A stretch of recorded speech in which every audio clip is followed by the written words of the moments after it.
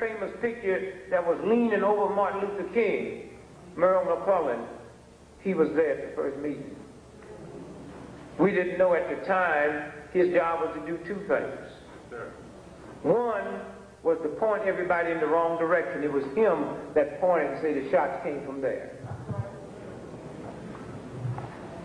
Not only was he an undercover cop, he was so undercover that his paycheck didn't even come from the Memphis Police Department, came from the utility company.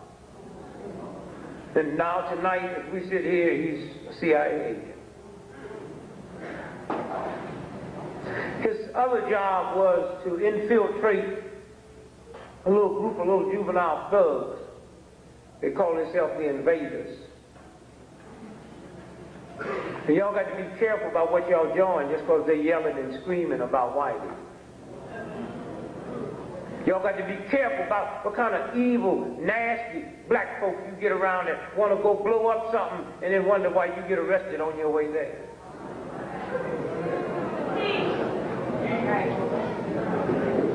Martin Luther King was preparing for the Poor People's March in Washington, D.C.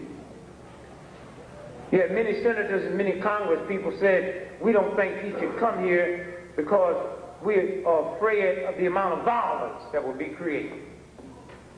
Martin Luther King's answer to that was, I've led demonstrations, there's been violence, but it wasn't on our side. It was people attacking us. Now, if I'm going to be blamed for that, then there's something wrong. So they decided that they would create a violent situation. And Merle McClellan, the undercover Memphis cop, had also infiltrated the Invaders, and it was when King came in for one day to lead that march. One day. To lead that march. One day. And it was their job to see to it that it broke into a ride so King could no longer say that I've never led a march that led to a ride. And that was to force him to come back for a second march so they could kill him. And so, all at once, the King family decides to sue Lord Jaws on a wrongful death suit. Not that they wanted any money, so the first time the truth could be validated and documented. So there's a lot of people upset about the Truth and Reconciliation Committee in South Africa, but 100 years from now, because of that, 100 years from now, nobody has to say, let me tell you what those black folks say they did to them. They can't say that now because white folks came and testified on the oath that this is what we did. Because of this trial, no longer will anybody be able to say, these conspirators allege this to have happened. It's documented under oath. They subpoenaed the captain who was over the fire station, which was across the street, firehouse number 2 from the Lorraine Hotel. 34 years later, he's 34 years older, 7 years old, fat, getting ready to die, wanting to find Jesus. So he came and raised his hand and told the truth. Would you give your name? Yes. How old are you? What's your occupation? I'm retired. What was it before you retired? The Memphis Farm. What was your top rank? Battalion commander. Where were you on April the 4th, 1968 when Martin Luther King was shot? Said, I was in charge of the fire station across the street from the Lorraine Hotel. Did you notice anything different that day? Yeah, early that morning, some people came and introduced themselves as Army intelligence. Said they'd like to go up on the roof and put King under surveillance. What'd you do? I led him up to the roof. What did they have with them? They had large containers, small containers. What do you think was in the containers? I don't know. What do you think? Well, it could have been stuff to take motion pictures, still pictures. Said, could the containers held high paparazzi? Yes, they could have. And then what happened? Well, later that day when the shot rang out, they were still on the roof. So we know that the United States government not only had pictures of Martin Luther King being killed, they also had pictures of the person that did it.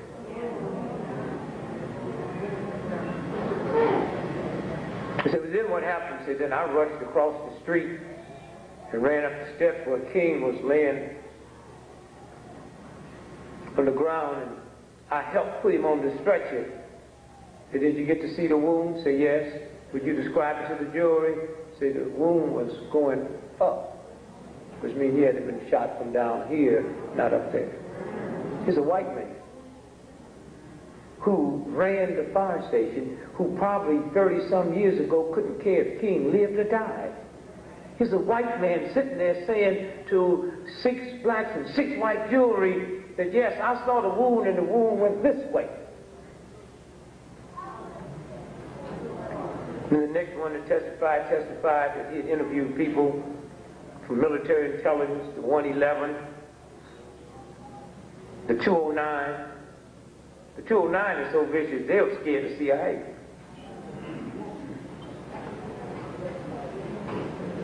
And the 184, that's the sniper team, that's the Rangers.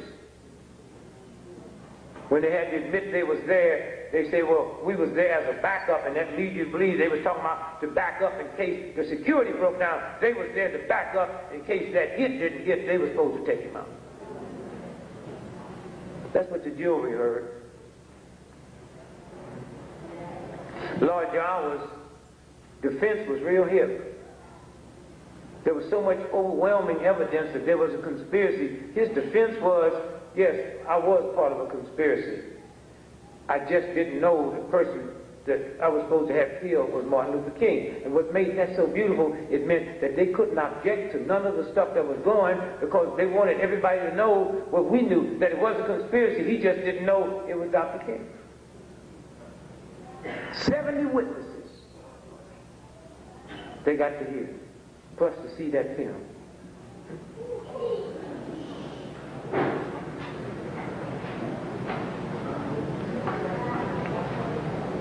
They got to listen to Earl Clark's wife. Who was Earl Clark? Well, when the shot rang out, the dude who shot took the rifle and gave it to Lord Jawas, and he took it through the back of his restaurant window, and then he jumped over a concrete embankment, and there was a black cab driver called Butler, cab 58. He heard the shot. He didn't know King had been hit. He got out the cab to see what happened, see this white man jumping over this concrete embankment, so he followed him around the corner and watched him get into a police cruiser.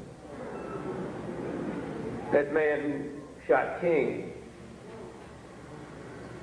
was Earl Clark, Memphis cop. Dead now. But they subpoenaed his wife. She came to defend the good name of Earl. My husband couldn't have done that because he was homesick all that day. And what time did he find out Dr. King had been shot? Well, he found out over his police radio. And then what happened? He realized how serious it was that he had to go in. And then what happened? Well, all of his uniforms was in the cleaners. So I had to go get his uniforms out. Miss Clark, you aware what time Dr. King was shot? Oh, I think it was a little bit after 6 o'clock. Miss Clark, are you aware that the cleaners closed at 5? That's what the jury heard. Huh? That's what the jury heard.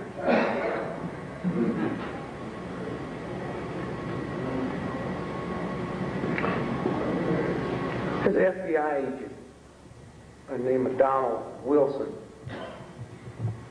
He's the one that found the Mustang that Lee Harvey Oswald was driving.